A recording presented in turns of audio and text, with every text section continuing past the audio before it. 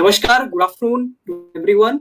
I welcome all of you to the second Digital Health Conclave. I am Vikram Singh Bisht. I welcome you on behalf of Elets Technomedia.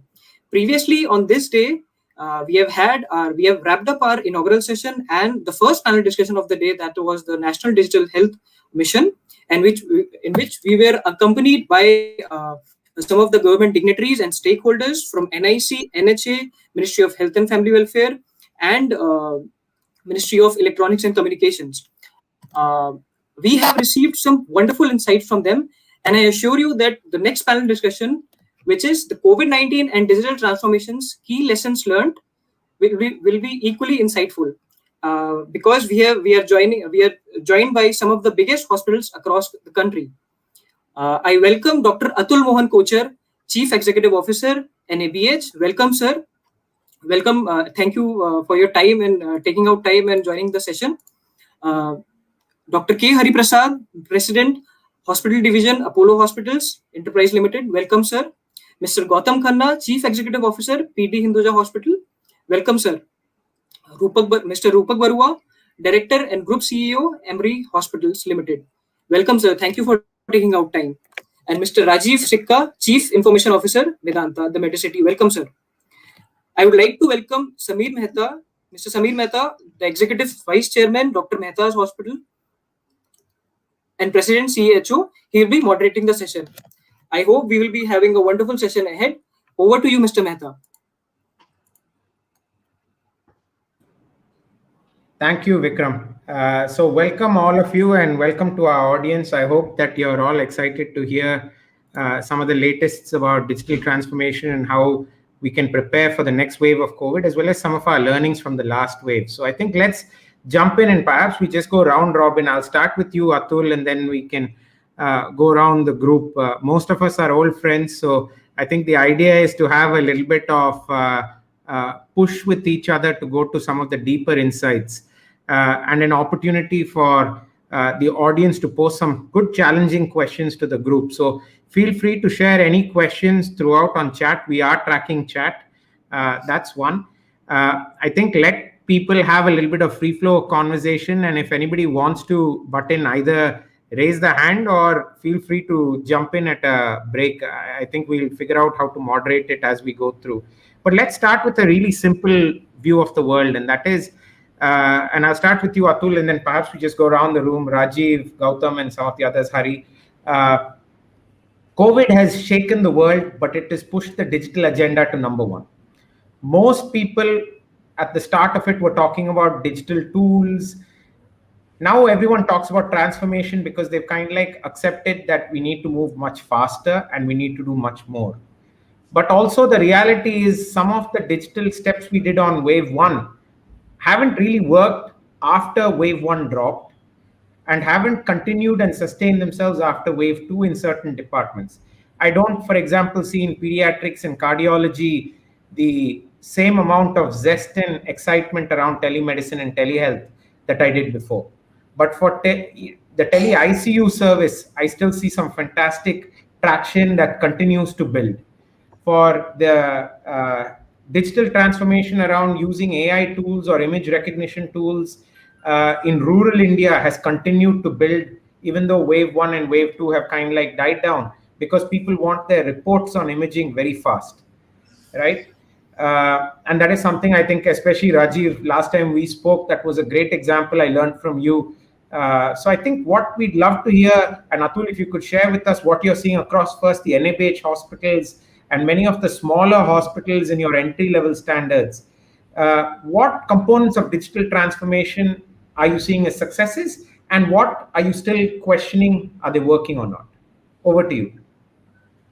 Yeah, thank you, Sam. Thank you, Elets, for this opportunity, and thank you to all the distinguished panelists. It's really an honor and a privilege in distinguished company. So, Sam, I mean, practically, I mean, if we were to, there are so many key learning from this entire madness which has been prevailing for nearly 2 years now. I mean, there's no right or wrong. So that's one of the main thing. And at every parameter, every paradigm has been stretched and redefined. And in fact, there are there are attempts, or already the new normal and the new normal, and the waves, these new lingos and the vocabulary which we have been developing. So the bottom line is that there's no right or wrong. And from the NABH perspective, if I can just have a opening something, uh, that is only to say that the key lessons are that all resources have to be shared, and we need SOPs. And data will prove me right going forward that every hospital today, NABH is very proud to touch in small or big way about 12,000 hospitals. Like, we have full hospital accreditation catering to about 12,000 to 15,000 hospitals in various stages of accreditation. We have smaller programs of certification touching 7,000 hospitals, and CGHS, ECHS, they also by and large follow a certain well defined checklist.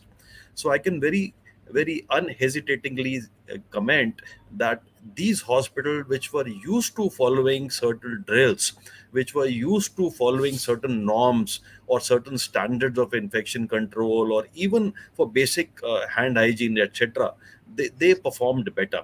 I mean, and data will prove us right. We are collating that, and there are real time evidences and case studies that we need in today's world certain SOPs in healthcare, which maybe the basic patient safety goals, which are defined by the WHO, the hand hygiene, the surgical site safety, communication skills. So everything of that is very important.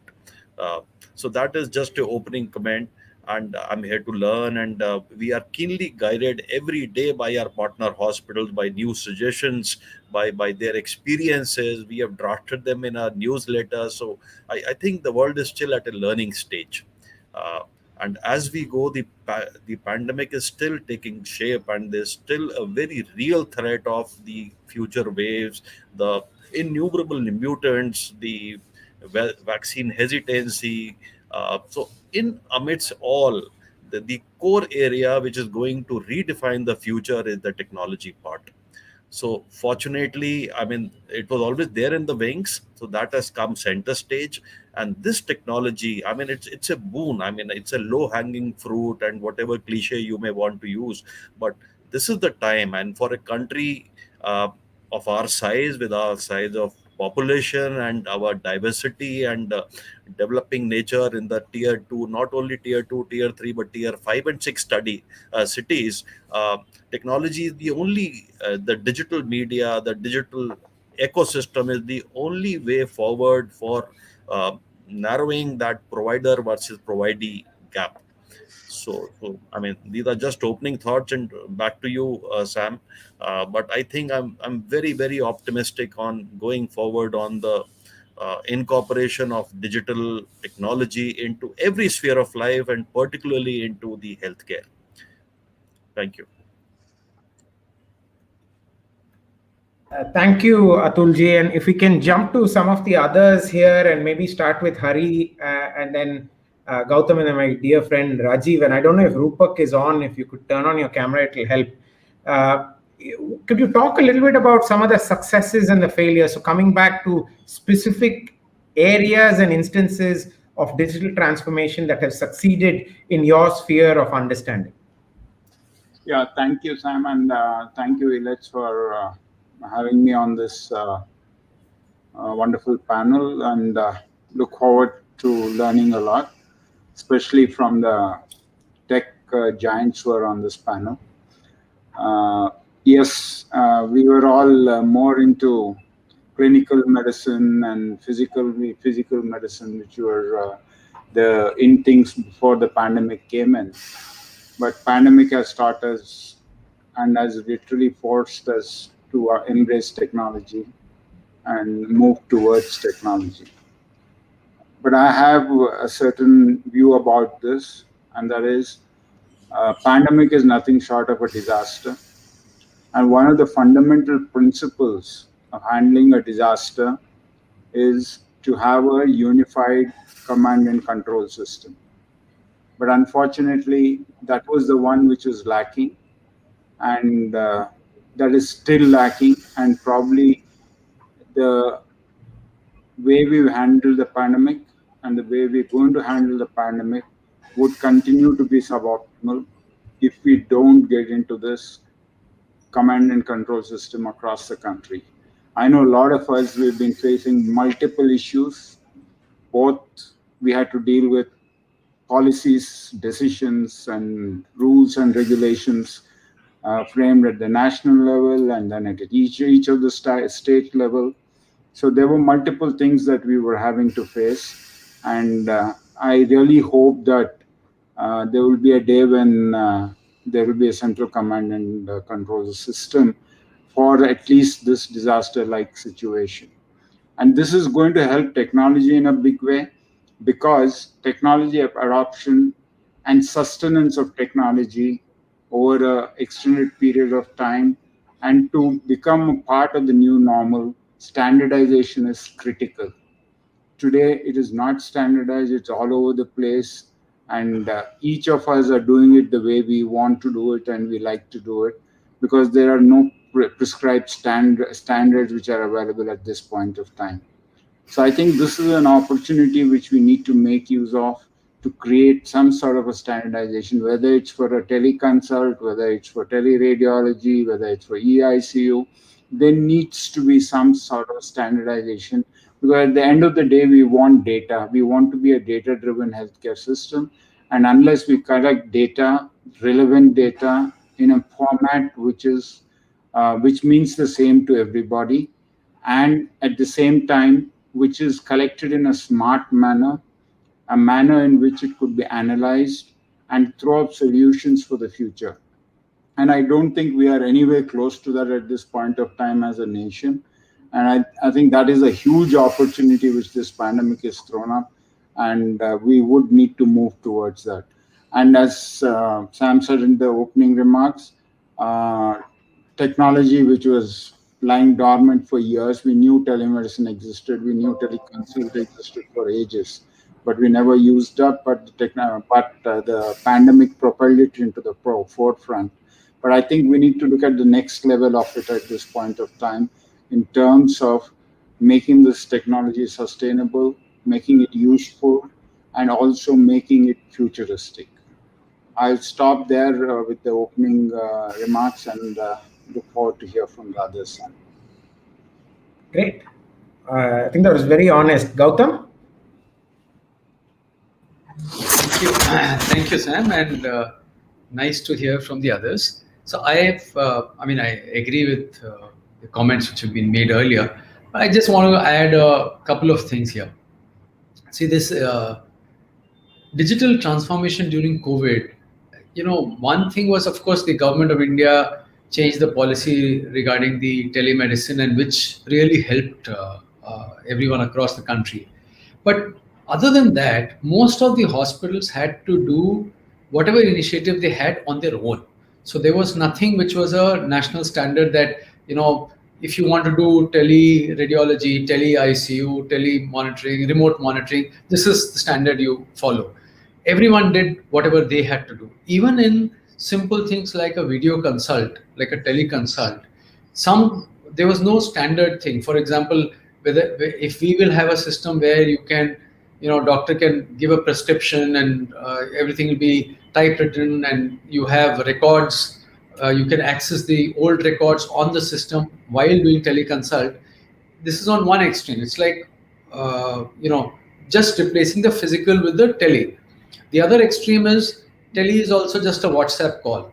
So I think there is no standardization in the teleconsult also, which I think over a period of time, patients are realizing the differences, and it will come.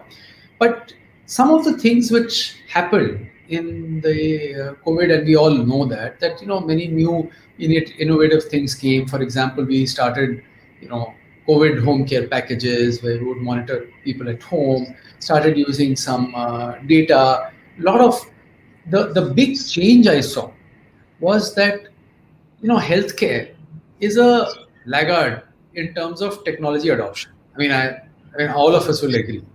All industries will adopt, and we will be the last ones to adopt it. And for good reasons, because one, we are a very conservative sector because of the nature of the services which we offer. But in this, our doctors, our management staff, our regular staff, they quickly adapted. So I think that is a lesson that in a crisis, people will change. Even we used to earlier say that the younger doctors will adopt the technology faster, but elder ones, senior ones may not. But we found even senior ones were quickly doing things on teleconsult. Now the question is, after now, when the physical consultations and physical visits are opening up, whether the tele will remain, and I think the tele has reduced quite a lot. So people are still trying to find a balance between what will be the physical and what will be the tele. So that I think will happen. But the good thing which happened is, I think the collaboration among various players has increased. I mean, we saw collaboration between private, we saw between private and government. We saw, even the small startups, which many of the large hospitals would not have time for. But in this time, we evaluated everything, that whatever works we did. So, things emerged. And what I am pretty happy about, and I think it's going to happen, is that the mind shift of the healthcare sector has changed, that data and technology is very important. That has happened. So now when that means there will be more openness for data analytics.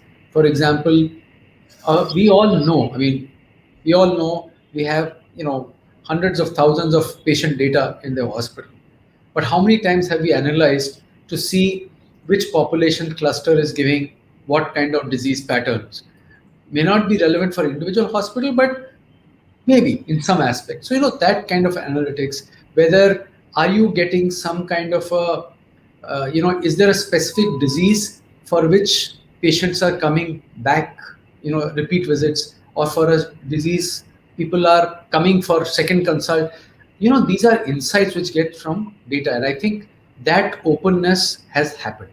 And what I am pretty optimistic about is, I think, like how the US is using, they overlay the US census data with the hospital beds available. And so there is some kind of a mapping. So I think as time goes along, even in India, that will happen. So that will give more accurate description of where the hospital beds are available and where you should go and things like that. So that is one. And then the other thing about the analytics of and the software which you've been using, for example, for the COVID app. I mean, I think it's an amazing thing, because we have leapfrogged from doing paper thing to getting a certificate within 30 seconds on your phone, which even in the US, it doesn't happen. They have to still do it by hand. So I think we have leapfrogged that, and I'm actually pretty proud of that. And things like how we do the contact tracing, and the way I think IT is now developing. I think the lesson we have learned is that I can now use that. Maybe I can use predictive analytics to say that if this is the primary diagnosis, what can be the secondary one, what can be the medication. So I think the opportunities are immense, and I am pretty happy with all the digital changes which have happened. And of course, we could have done better, but I think we have done pretty good. So, sir, let me just stop at that, and then maybe come back to. I heard things again, I think very similar to what Hari and Atul had mentioned, which is around standards. But I think one of the things that you brought out a little bit differently was around data. So let's jump to Rajiv. And Rajiv, you and me have had a couple of different discussions on this. You guys are quite mature in digital transformation. And I think definitely nearly everybody here is a more mature, forward thinking in terms of what digitization needs to take place. And what is interesting is, I think the insight that was brought out that healthcare is a very slow place to be digital. Actually, we're not the worst. I will say that. I have share time in certain industries that are truly bad. But I will also say there are some very interesting industries that are well ahead of the curve, right? I think the gambling, the vice industries, as the joke is, are historically ahead of the game. Uh, and there are these cycles of yo-yo. In times we go up and down, and I think perhaps we're going to go through a down cycle before we go through an up cycle. But Rajiv, if you could share some of the insights on how you have implemented your digital transformation, what is stuck and what is now unraveling a little bit. Sure. So, couple of stuff, Sam. I think very interesting conversation, and I may be having some divergent view, from the previous speakers. See, I'm a hardcore technologist. My roots are in the programming, and my experience of healthcare is only 7 years. That to Medanta. Prior to that, I was hardcore into banking, insurance, and that to outside India. So I come from that background where tech, except for the gambling part, is always ahead of the business. So that's how my backgrounds are, and I kind of agreeing that we were not ahead of the curve. We were always lagging, as rightly put by Gautam. But please understand that, which I learned in healthcare, that when you are in a typical industry, you have only 3, 4, 5 devices to be integrated on a typical IP protocol. You have laptop, desktop, printer, barcode, and 3 CCTV camera. Here, when you talk about a healthcare industry, there are hundreds of devices which has to be integrated for having your true real-time EMR into your TV. So, don't push yourself too hard. You are working in a very heterogeneous, very complex environment where sensitivity is very high. So, I think all of us have done a fairly good job. Now, coming back to digital transformation, Sam, despite being a technologist, I feel that I don't understand digital, I don't understand strategy, I don't understand transformation. These are all buzzwords which to scare people. For me, tech means simple stuff which may not be very, very sexy, very simple. Everybody said that telemedicine was there in existence for a fairly long period. Remote ICU was there for a fairly long period. So we, all of us implemented, adopted it, and there are different myths which got busted. Gautam took a right example of older doctors. I have 3, 4 other myths which we got. Our telemedicine consults moved from X to 12x. Okay, and now from a somewhere in March of last year to September of last year, we were 12x of our telemedicine consults. Right now also our pie, when pandemic, at least in this part of the world, have reduced a lot. We have 500 odd consults getting done per day on pure telemedicine platform, which is a significant share. It's like almost 25% of the share, because we do 2,500 odd consults per day. So now so another stuff which I just want to share with you, as Gautam rightly pointed out, when we started telemedicine, we also have the same problem, that it is more of a city phenomena. Then we realized that more than 40% of our patients were coming from UP, Bihar, MP, and Jharkhand. And traditionally we know that these are not so progressive looking states, which was a myth within ourselves. We also realized that it's not like a Swiggy or Zomato. Zomato is the news for, but whatever. We thought that it's only the elder people, who will shy away from the telemedicine platform. We again realized that 45% of our patients were 55 and above for telemedicine platform. We also realized that we were of the opinion that not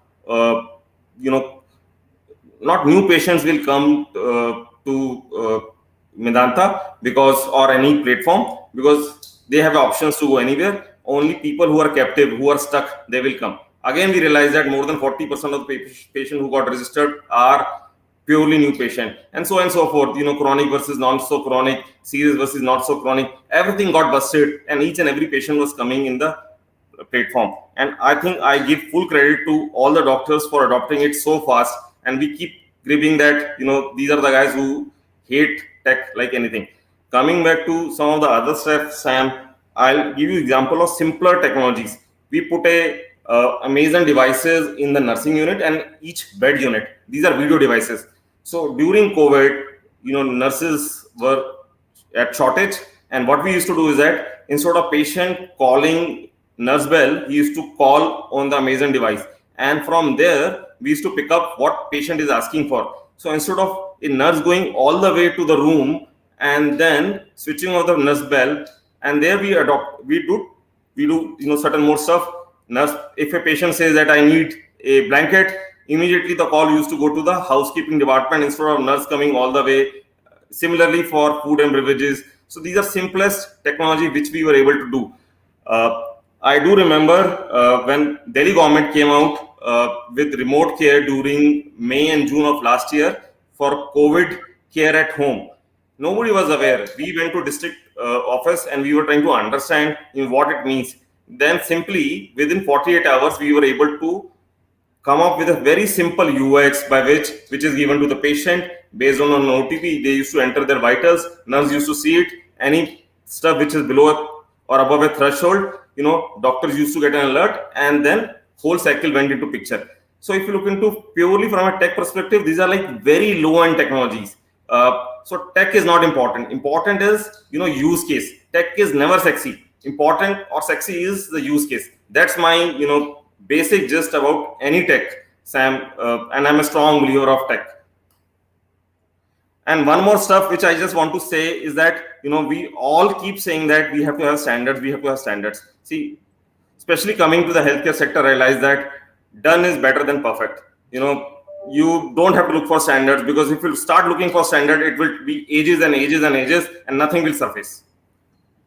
I think, Rajiv, that's great insight, because I also share some similar views with you. For standards to come, you need maturity. You need a certain level of maturity. You need a certain number of participants in an industry or scale. I mean, Atulji is nodding his head because he's the guru of all these standards. Because let's be honest, we as an industry went to QCIN once upon a life asked, and I was one of the earliest NABH assessors.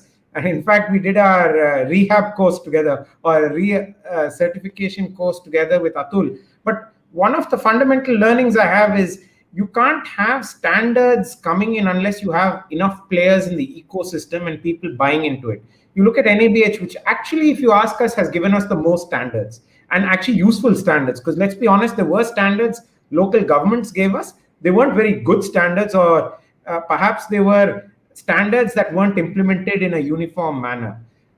So I think NABH did a lot of great things for us, and I think, Atul, you've been continuing that stuff. But I think Rupak has come on. Rupak, just to bring you on board with the rest, I don't know how much of the early part you caught, but we're just going through some examples of what has worked and not worked in digital transformation. And then we'll come back to some specific hits, because I think all of us have a slightly different worldview on some of this, and many of us have implemented things, but some haven't been sticking so well on the wall as the COVID waves lag again. So Rupak, over to you. Thank you, Sam. Good afternoon to all of you. Actually, if we can see this the COVID situation, that is for the healthcare industry where we are right now, we are talking about the COVID-19 pandemic is more than a black swan event. And it is a global experience that has forever changed the industry, and we have known it in a very, very unprecedented ways.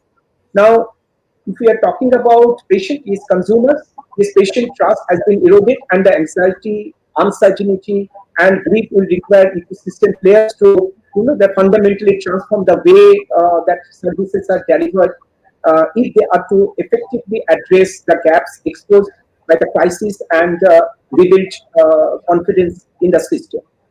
Now, despite the many devastating impacts of the COVID-19 crisis happened, and we have experienced over the last 1.5 years, it does present the healthcare sector with a powerful opportunity to innovate at a quicker pace and in some ways reinvent itself. So that we have seen how fastest way we could change the whole healthcare ecosystem within a month time, actually.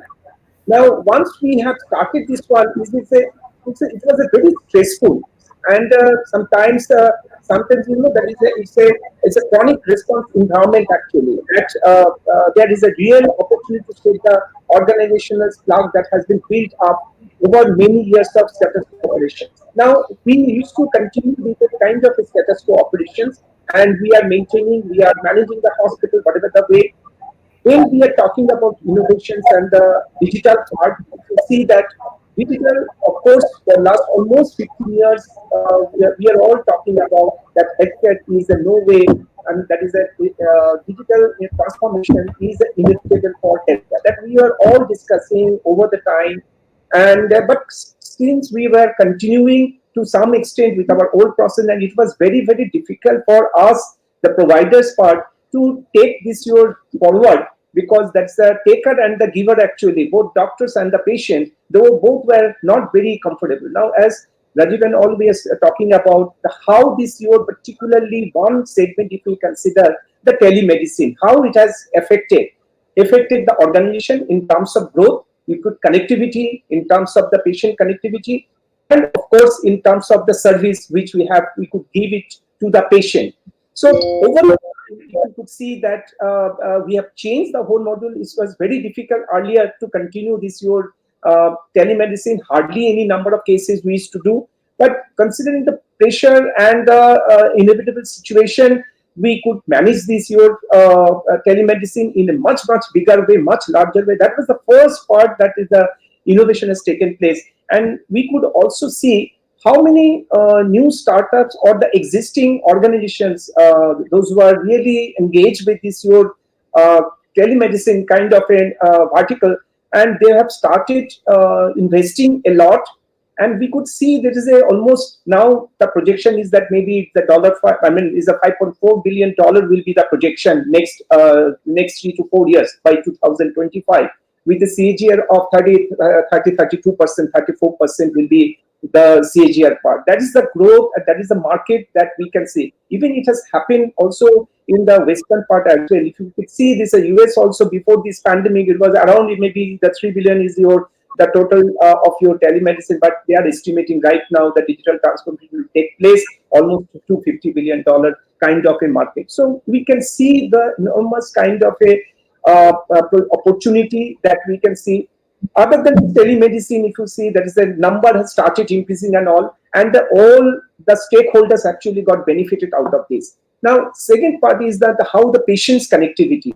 So many new innovations we could make, and so for patient connectivity, so for patients not should be untouched. They should not come to the hospital many times, but irrespective of the age group. So this way we could start this your one patient app. Then patient app, yes, of course we are having this patient app, but different kind of a patient app where the patient can transact everything from this your app. Started with the doctor's app. Doctors need not to come every time, so they can get everything out of this your their app, and it is fastest way we could innovate. Now we have started this your teleconsultation through this your during this your COVID time. So new software we could start it, and considering the demand of the patients, and patients started getting the support, getting the help out of this one.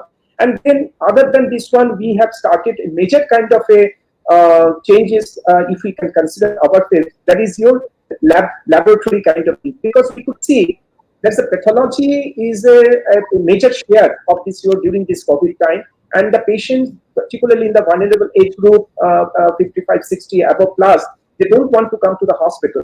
The home collection system through app-based, absolutely through digitization process, and we had really made a remarkable kind of a performance that we could make, and it has now become a big article for the organization that is contributing a certain percentage of the top line is being contributed by this your home health care, and it is a fully it's a digitization process.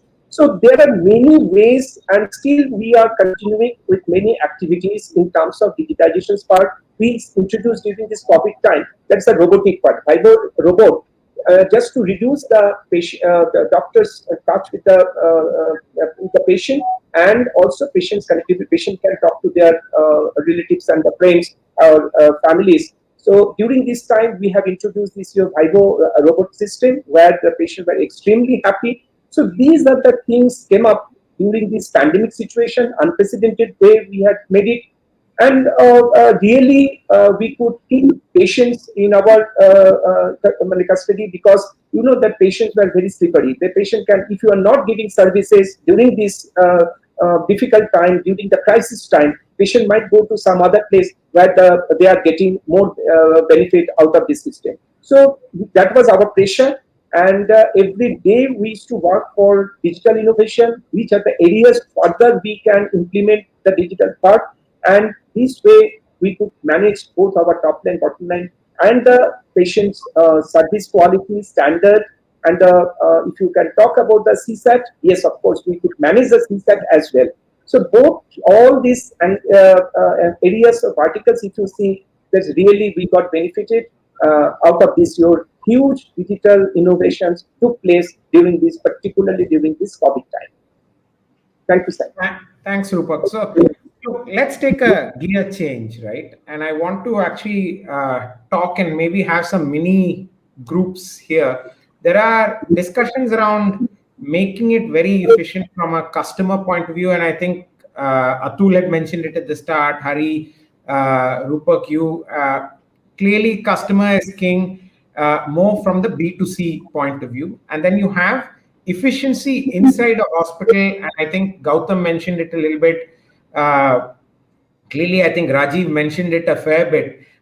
These solutions, a lot of them are also perhaps inside a system, what we can make happen to make life for ourselves a lot better, efficiencies. And if we're honest about it, the tele-ICU to a large extent is an internal system. The teleradiology is an internal system, which then becomes an external system because you have rapid reporting. You have perhaps a second opinion reporting. So if we have these two pieces of digital transformation, what is customer-centric, customer-facing, and we have what is internal-facing.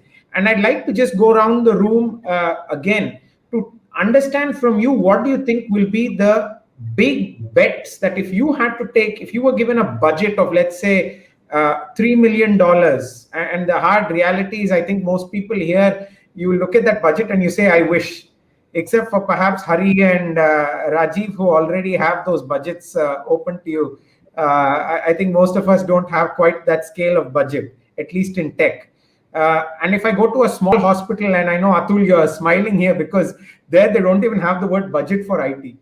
Because I remember the words budget for NABH took us so long to implement. And the fact that you had to put a budget for quality, an individual who was in the lead for quality, was a step change for healthcare. So I'd like to hear, because some of the people in our audience will be from small hospitals who don't have budgets, who don't have IT heads. What would be some of the building block ingredients? And I'll come to you first, Atul. What are the building block ingredients? And use your quality experience to talk about it. And then I want perhaps two teams to talk about B2C facing. And if you're more excited about B2C, please talk more B2C. It doesn't mean you don't have B2B. I'm sure Hari worries about this every day. I'm sure Rajiv worries about this every day. I'm sure Rupak, all of you, Gautam, all of you worry about this every day. But they're also B2B, because we would definitely like to catch some of these newer technologies. I mean, I told some of you guys last time, we use this Health Sensei for telemedicine. It's a fantastic B2B tool.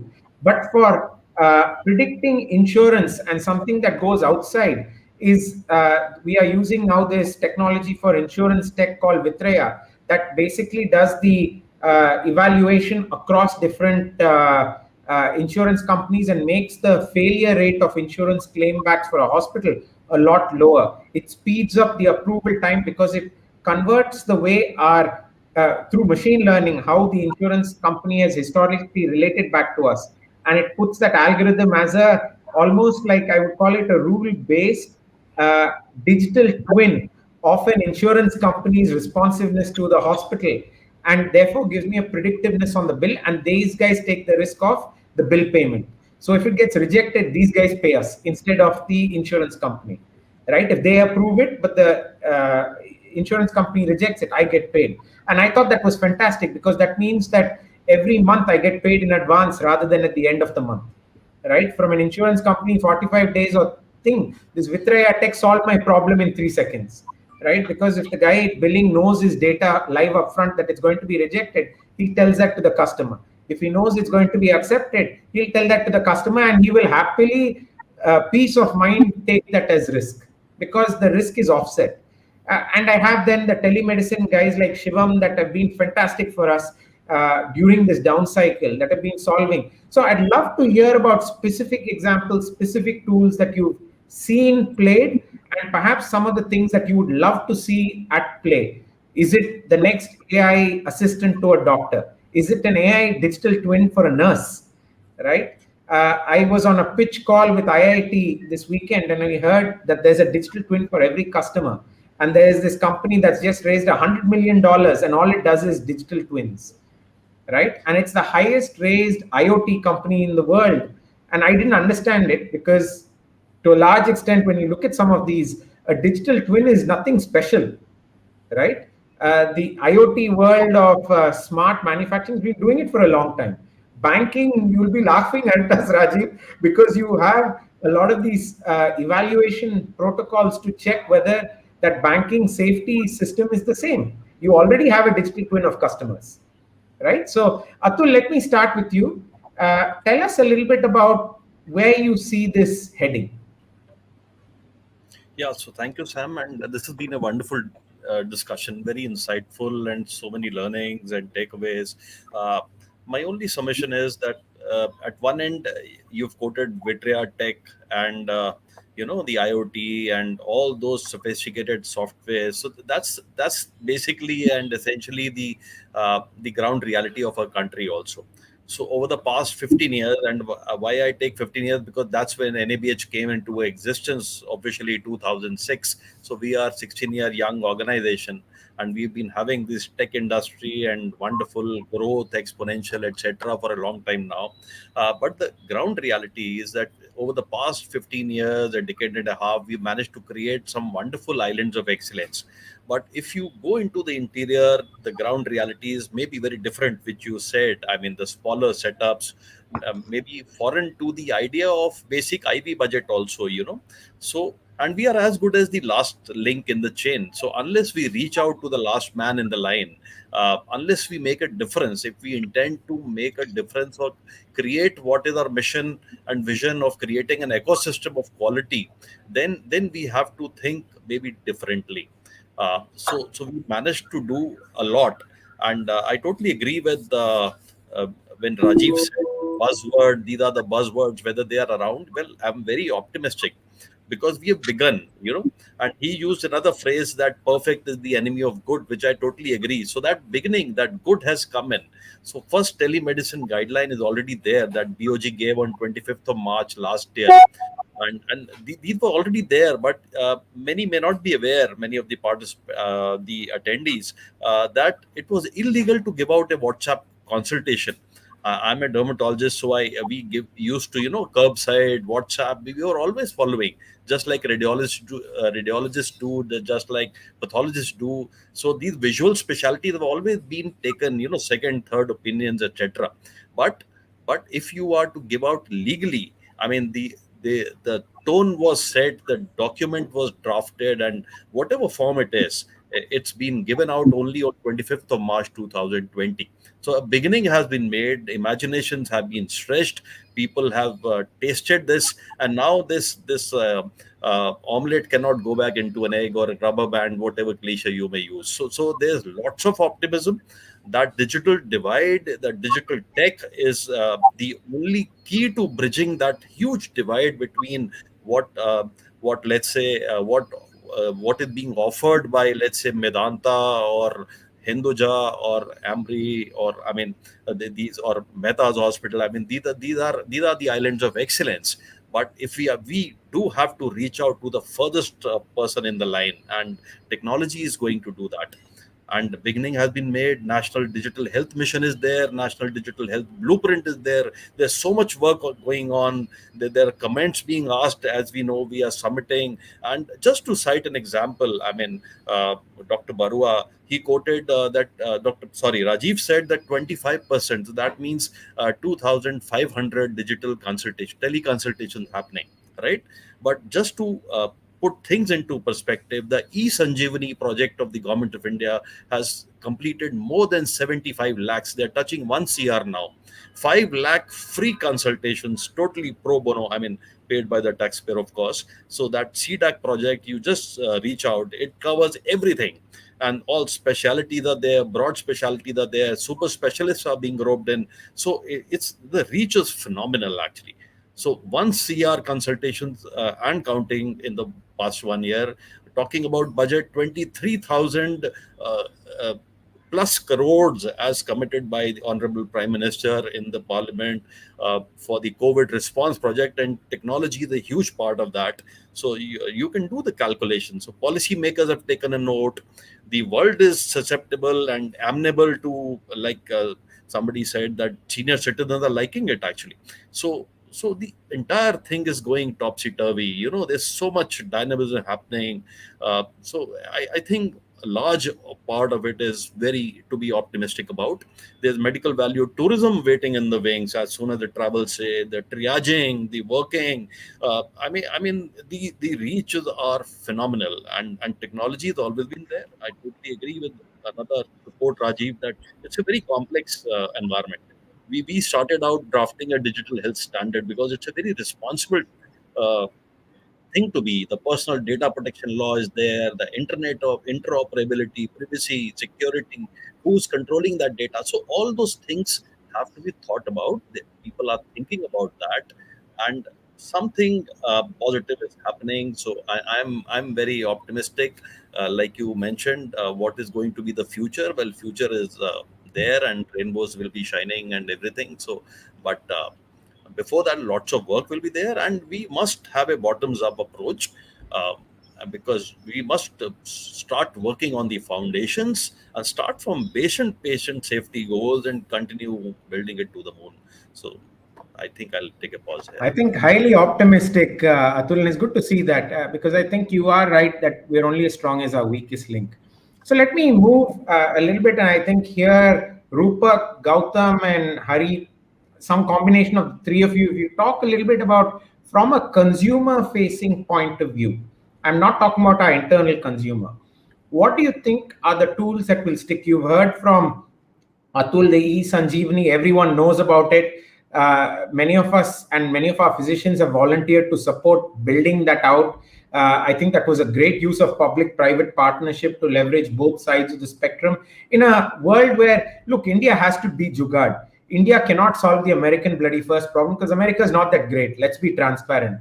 If they manage to have a politician like they've had with no qualifications who can basically storm his own house and make a mismatch of that, that can't work in our world, right? If we have a billion, 1.4 billion people go to the streets, we'll not survive this winter. Let's be transparent, because all our houses will be the first ones ransacked, all our hospitals will be the first ones knocked over. So we need a little bit of structure and cohesion. So please tell us, what do you see as the emerging life trends of B2C from a consumer-centric point of view back?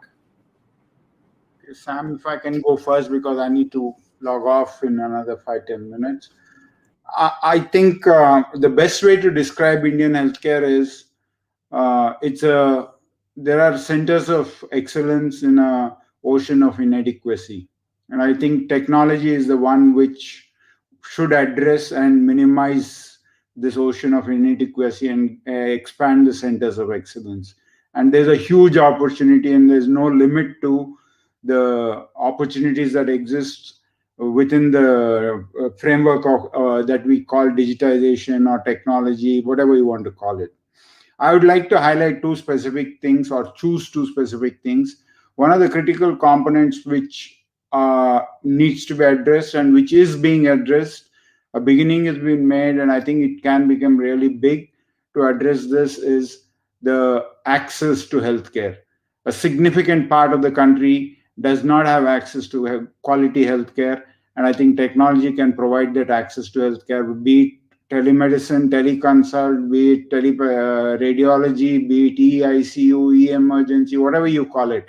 I think technology has a big role to play in increasing the access, especially to areas where quality healthcare is not available. That is one part of the story. And second part of the story, which I would like to highlight, is I think technology also has a great role to play in improving the quality of care for a patient. This is the second area which I think we are at least seeing a great value for technology in that front. We just to give a small example, we don't have enough, let's say, radiologists who are really great in neuroradiology across the country. We don't have radiologists who are really great in chest pulmonary chest radiology across the country, or we don't have pathologists who are really great in neuropathology across the country. So what we've done is we've digitized the whole system, and we made sure that the best neuropathologists within the system across our network gets access to the specimen for, let's say, a neuro specimen for a pathologist, and the best one in the country reports the particular specimen. So I think that way there is a huge amount of opportunity, both in terms of providing access and improving the quality of care that we provide to the patients. So the opportunity is immense. It is for us to leverage this opportunity. And I would end by saying that human mind is to misuse things more than use things first. So I think we need to make sure that we don't misuse things and make use things, where all this privacy and the rest of the story comes in. And I think that's very important. Thank you. You're on mute, Sam. Gautam, Rupak? So let me take a shot at it. So I agree with Dr. Prasad. And, so to just about the example of access he gave, I just share one data point with you. So what we realized in the when we did the teleconsult, the patients, we got patients who were doing teleconsult were from 260 cities across the country. So suddenly the people of Mumbai had access to our hospital. Now across the country, people were accessing. So I completely endorse what he just said about, access to people and quality of care improves across the country. The other point I want to say is that, one thing which has emerged is the patients have also been, accepting that technology is here to stay, and I think they are demanding a lot of it. So my view is, like you said, where would I put my money if I get, $3 million? I would put in three areas. So first area, I would put a little bit in wherever I can enhance the clinical delivery and make it digitally more sound. So obviously I cannot replace physical doctors, physical nurses, but like the examples we heard earlier, so wherever we can improve a little bit efficiency, we can do. So that I think will be one component of it. So maybe 1/3. The other component will go into the patient engagement, which is their pre and post hospitalization. There is a lot of interaction which goes on with the patient. And I think that is somewhere where we can use technology, and this digitization will help, because now suddenly there will be more tracking, more follow-up, more feedback to the patient. So I think that is the second area where I would focus on. And the third thing, which I think, whether I put my money or not, I don't know, but I think the country is going to put the money in, is that the awareness has happened about preventive health in COVID times. More and more people are aware, at least in the metros, they are aware of they need to take care of themselves and do some exercise and walk, and there is a huge market for the wearables, and the data is from the wearables is being analyzed and reports are being sent. So I think there will be a lot of money going into the preventive healthcare. So I think this wearables, this health checkup will all transform into creating a preventive health care for the community. So I think the digital transformation and like what you said, Sam, where would I put the money in? I would put the money in first clinical delivery and efficiency, second patient engagement, and third for preventive health for the community. So over to you, Sam. Thanks. Rupak? Yes, Sam. First, if we when we are talking about the healthcare opportunity, this innovation and the technology, see if we can little bit, if we can understand that what is the potentiality right now. See, 52% of all web browsing in the world occurs on mobile devices. That is the one part now. I think we can see right now it has happened, and almost 2.9 billion people worldwide own smartphones. That is the second part. Now, more and more customers of the patients right now going for medical appointment. That we have seen that maybe almost 60 to 65% of the patients those who are coming right now, which earlier it was around 35%. Now it is just double or maybe little higher than the double. They are going forward to online booking appointments. So more and more medical appointments are being taken place through this your mobile app, the through technology. So people have started taking this your technology. They have accepted as a demand healthcare, because they are healthcare on their own schedule. That is, they are now started enjoying. That is the one big opportunity that the customers or the patients right now, they are quite accustomed with this your technology. And one thing we used to talk every time, that a certain, more than above 60, 65 years, 70 years, the senior aged people, they are not much of tech savvy and they don't try to use this your mobile. But it has happened during this your pandemic time. The changes has happened. That's a more and more that those category of citizens also, population also started using this your mobile app and the technology. That is the one advantage part. So there are many ways advantages are coming, opportunities are coming. Now, one Dr. Hari Prasad was mentioning about the accessibility of the healthcare, because through telemedicine there is a better kind of an accessibility, as Gautam was also mentioning, that the 250 odd kind of a cities actually is connected to this. I would also like to point out one part, that is the affordability as well. See, if we really can introduce this your technology in a very right spirit and right phase, and in this your development of the clinical outcome and all, this is going to bound to give you this is affordability as well.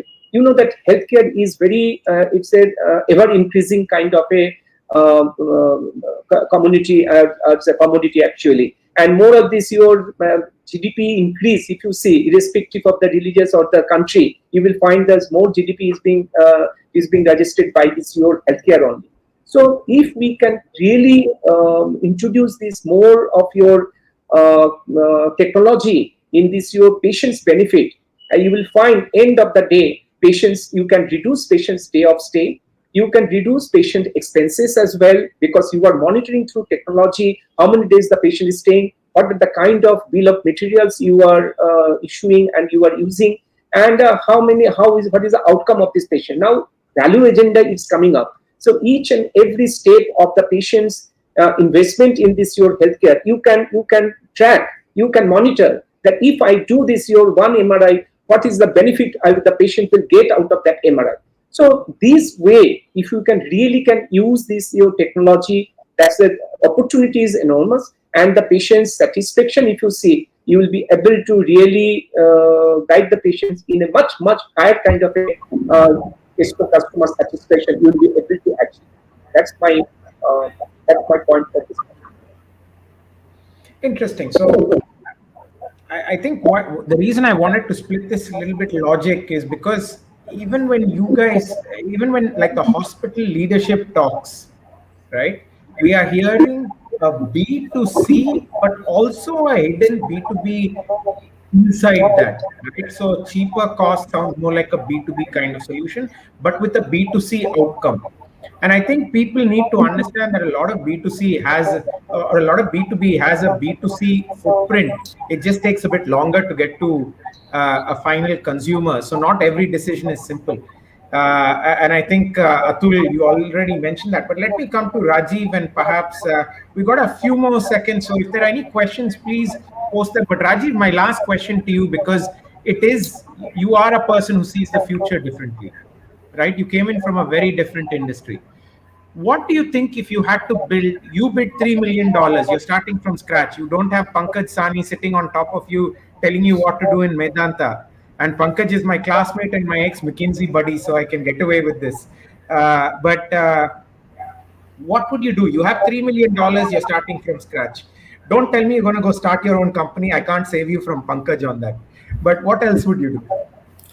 So there are a couple of stuff which everybody mentioned. I think, one thing is that, first of all, let's be very clear that everything is all about money. Okay, so your operational efficiencies will help you in saving for today. But when you talk about innovative efficiency, it is sustainable and it will help you to save for future, which is tomorrow and day after tomorrow and day after tomorrow. So keeping this in mind, I will do three major stuff or four major stuff with respect to healthcare. My understanding of the healthcare. One, definitely, I'm assuming I have no base. There will be a kind of a standard telemedicine equivalent basic OPD software, which will help, and I'll say make it public. You have tenants. Each and every hospital, which Dr. Atul was talking about, doesn't have an IT budget, doesn't have a IT systems, have a mechanism to use it with a secured fashion. The security is manageable. Second thing which I want to do it is the teleradiology part, because that's also something we have. Dr. Hari mentioned about shortage of radiologists in the country. So that's the second part, and that's also a technology which is doable. Bandwidth is cheaper, storage is cheaper, compute is not that costly. Third thing, which is the similar stuff on the lab and diagnostic, which is a path, which is more of a digital pathology, which is already seeing some sunshine in some of the hospitals. We are also exploring one. And the fourth is eICU, because as doctors, radiologists, and are in shortage with respect to patient and doctor ratio, ICU doctors are also severely short. And we are of the strong opinion that building up the infrastructure in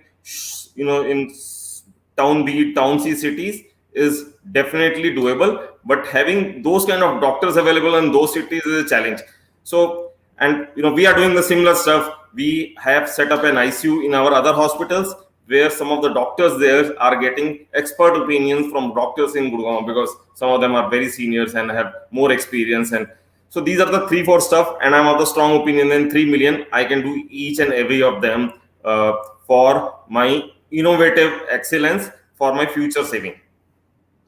Fantastic. I think this was great, because these were, if you were a hospital, a young hospital, a rural hospital, these are like priceless ideas that you can go to today. I think if you are a gatekeeper or the government oversight, like Atul to a large extent has some degree of influence and touch, I think this idea of an open OPD software would be fantastic, right? And Sanjeevani had tried to do that, and I assume there will be other attempts like that. I know the Swast guys tried it, but of course, nobody trusts anybody else. That's the problem today. But I think these are low-hanging fruits. I think one suggestion, Atul, based on what Rajiv said and what I'm hearing consistently, is this NABH prescription of nurse to bed ratio, which is absolutely correct in tertiary or quaternary care settings, is very hard to implement in rural India and in other parts of India. And I think people fudge that. I mean, just like we all know, most medical colleges say A and do Z, especially when the assessors come into them. I think let's be practical and let's make sure that we do improve life. Changing that when you have an eICU system that's credible, so that you have a slightly different nurse or doctor to patient ratio, may actually stimulate some of these technologies to a point where we solve an India problem rather than we solve a local problem. Because I think we're trying to solve global problems, not local ones. I think that's the only feedback, but I thought this was a great session. I think Elets, thanks a lot for bringing us together. I personally enjoy this because I learn some 4 or 5 things every time, and I call this free consulting from the great wise sages. Because where else can you get so many CEOs, decision makers, CTOs, CIOs share, and you've got Atul here, and getting Atul's time is not easy. I think fantastic. Thanks for bringing us together. I think audience, if I missed some of the questions, I do apologize. I thought we'd get some over chat, but seems some did come through, but I didn't catch that. So my personal apologies as a moderator. But I think with that, Folks, for those of you who have not lived the future of India, please do. This is digital times. You don't have to use buzzwords, but you can use more digital tools tomorrow than you used yesterday. And as long as your customers tomorrow is better than their yesterday, they'll keep coming back to you. So please continue. Thank you. Thank you very much, Mr. Mehta, for moderating the session. You did it wonderfully. And thank you to each one of the panelists for providing us with the industry insights. So before wrapping up, we would like to present a small token of gratitude from our side, sir. I would request my team to present the certificates on screen, please.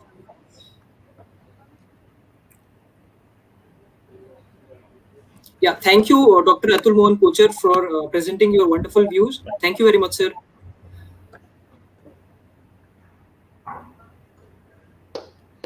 Dr. K. Hari Prasad, he has to leave early. Thank you very much, sir.